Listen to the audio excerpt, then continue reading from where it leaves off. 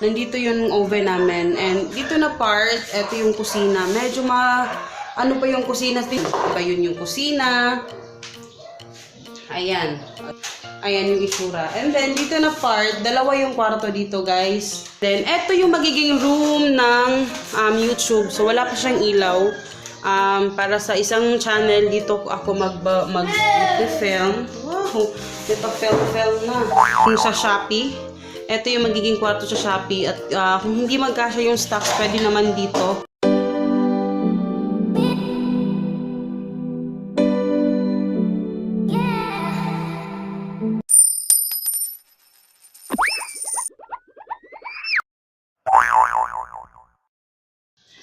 Pero yung mga basurang yan is kukunin. Actually, dapat kanina pa nandito yung mag-aaro niya ng mga basura. Yung may-ari niyan. Meron siyang tauhan na kukuha niyan. Pero hindi ko alam. Hindi nyo guys ano siya. Bakit kasi ng lighting ngayon eh? Para makulimlim. Kaya ayan. Pero anyway, ayan siya. Naghihinti ko pa lang siya para kunin yung mga basura. Pero kagabi naglinis na kami. So, konti na lang yung ano niya dyan. Pero hindi ko alam yun until na wala pa siya. And kailangan ng mga ilaw. Ingay ng mga aso. Yan, yung ilaw na yan, binili namin kagabi. Sobrang laki, sobrang liwanag. Pero, magdadagdag pa kami ng isa para dalawa siya maliwanag. And sobrang maraming, maraming, ingay ng mga aso. Sobrang daming, pwedeng lagyan ng ilaw. Naglagay lang kami kagabi kasi wala kaming ilaw kagabi, naglinis kami. Kaya, ayan. Pero magdadala doon sila ng mga ilaw. Mga 7 atang ilaw. So, ayan. Pagpasok natin dito, yan na yung entrance namin. And dito, eto na yung magiging sala. Yan yung mga aso, pasensya na nga. Eto yung magiging sala namin. Ayan, kumain na kami. And, yun yung TV. Ayan.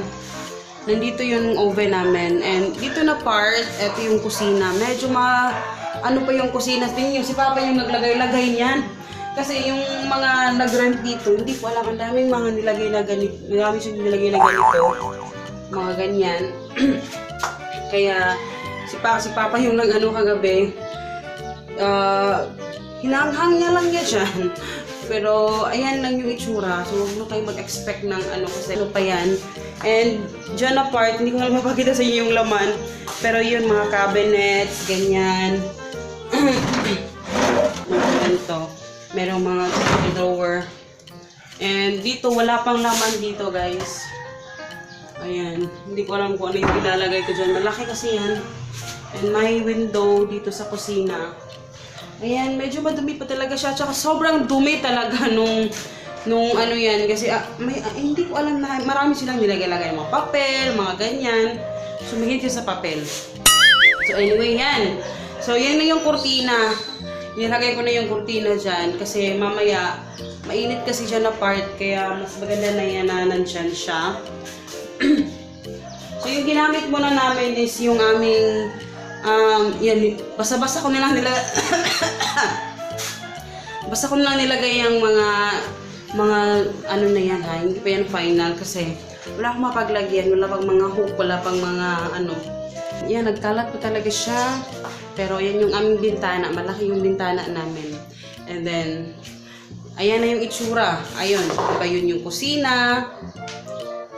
Ayan, o diba? Ang laki ng kusina namin. And yung aming refrigerator nandun sa part na yun. Mamaya papasok tayo doon sa kabila. Pero yan yung itsura niya. Diba?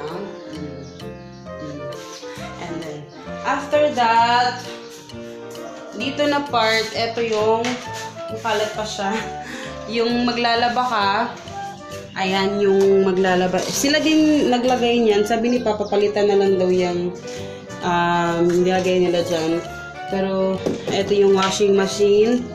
So, medyo maluwag yung aking labahan. Meron namang saksakan dyan sa loob.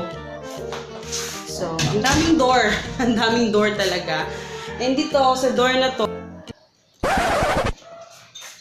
kanina pa ako salita ng salita. Hindi pala naka-record ito. Diyos ko naman. Hindi ko alam. Check ko muna. So, hindi ko alam kung saan ako nakastop doon. Pero, ayan siya. Yun yung labahan. Ito yung maliligo, paliguan. At ito yung CR. Ayan yung itsura. And then, dito na part, dalawa yung kwarto dito, guys. So, yung kwarto dito, lalayo ako para makita nyo. Ayan. Magkatabi lang sila yung dalawang kwarto. Ayan. Dito kami natulog kagabi. And then, ayan yung itsura niya. Yung mga punda iba-iba pang kulay And then, ayan. Merong dito. Merong dalawang cabinet na malaki. Ayan, tingnan niyo siya. Mahilig siya maglagay-lagay ng mga Ayan. So, hindi pa nalinis. Kailangan pang linisin namin. Tatanggalin ko yun. Ayoko talaga may mga ganyan, papel-papel. Ayan siya. And dito, mayroong bintana. Yan na lang yung meron ako. Pero, yan na lang. Diyan sa baba, ayan, yung ating, dyan pa rin yung ating makikita. And then, eto naman, merong isa pang cabinet. So, tig-isa kami ni Papa. Tingnan mo, sinalampak niya lang dyan kagabi lahat. Okay. And dito na part, ayan din. So, tig-isa kami ng cabinet sa dito na kwarto. And dito na part, eto, actually, gusto ko talaga dito na room kami. Kaso, isa lang yung cabinet. Gusto ni Papa dalawa. So, eto na lang yung magiging kwarto ni Hagrid. So, merong mga shelves dito. Ayan, yung ID nakahang na dyan. So, yan yung mga damit. O, diba? Sinalampak niya lang dyan So, eto yung magiging kwarto ni Hagrid. Yan, i-close pa namin yan para sa aircon. Kasi wala naman tayong aircon. At saka sobrang hangin dito, guys. So, eto, magiging niya lang to, shelves sa mga toys niya, ganyan. Siya lang yung naglagay-lagay niyan. And wala pa siyang, tawag dyan, curtain. So, ayan. Kita natin yung labas. Overlooking kasi yung labas. And eto yung magiging cabinet niya. Ayan. Actually, hindi talaga dyan matutulog si Hagrid. Dyan lang yung mga gamit niya. Dyan siya magbibihis, dyan lahat. Para lang at least mapasok lang sa utak niya na meron na siyang kailangan niyang sa kwarto niya, ganyan yung magiging kwarto niya. Pero hindi pa naman niya kayang matulog na siya lang mag-isa. Kaya kailangan kasama pa. Hindi nakakatulog, hindi ako kasama. Kaya ayan lang. And yan na yung kwarto natin. And then dito na part, meron na namang parang naka-division lang. Parang naka-division lang siya. Oh. Ayun yung itsura niya, naka-division. Pagpasok mo dito, eto na, merong ibang kwarto. So, pagpasok mo dyan, guys, yun yung itsura. Ang dumi pa. Eto yung mga boxes na nakatira dito dati. Kinuha ko na lang siya kasi magagamit ko pa din naman yan sa pagpack ng mga order. So, sayang din. Kaya, kinuha ko na lang siya. And then, eto yung magiging room ng YouTube. So, wala pa siyang ilaw.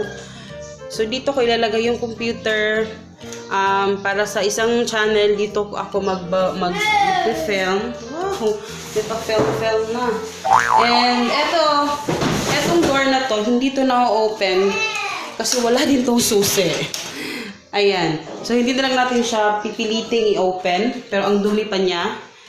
Meron yung naka-cover na, no? Tinanggal ko yung mga papel-papel.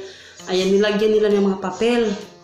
Hindi ko alam kung model siya ng mga papel kasi ang daming papel. Meron ding window dito. So, pag mo dyan, ayan na yung stair namin dyan sa baba. So, yan yung mga itsura.